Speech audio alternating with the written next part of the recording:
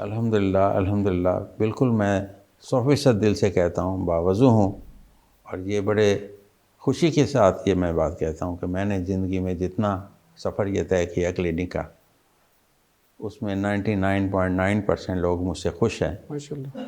اور میں اس بات سے ہی خوش ہوں کہ میں نے اپنی طرف سے جتنی میری ہمت، کوشش، نالج، ہمدردی، سورس میں نے اپلائی کی ہے تو میں کامیاب رہا ہوں. ٹھیک. اور یہی سبق میں نے آنے والے بچوں کو دیا.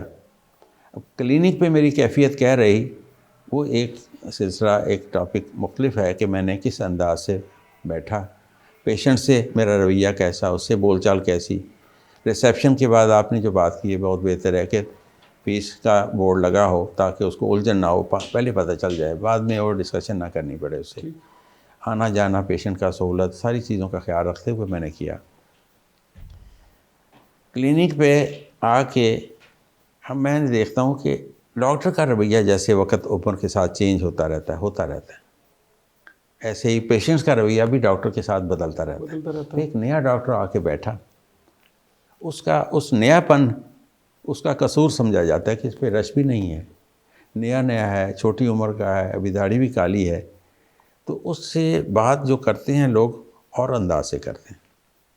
اس میں یہ بھی آپ محسوس کرتے ہیں کہ اس کو یہ سمجھتے ہیں شاید اس کو پتہ نہیں پتا ہوگا. بالکل یہی بات آپ کی ٹھیک ہے، یعنی اس کو اجنبی سمجھتے ہیں، اور یہ سمجھتے ہیں کہ جو نسخہ لکھ رہا ہے شاید میرے لیے پہلی دفعہ لکھ رہا ہے، پتہ نہیں اس کو پتہ بھی چلا یا نہیں چلا. یہ ایسے. اور بہت جیسے میں نے شاید ذکر کیا تھا، سٹارٹ کیا کلینک پہ تو بیٹا بیٹا کہہ کے بلاتے تھے ہمیں.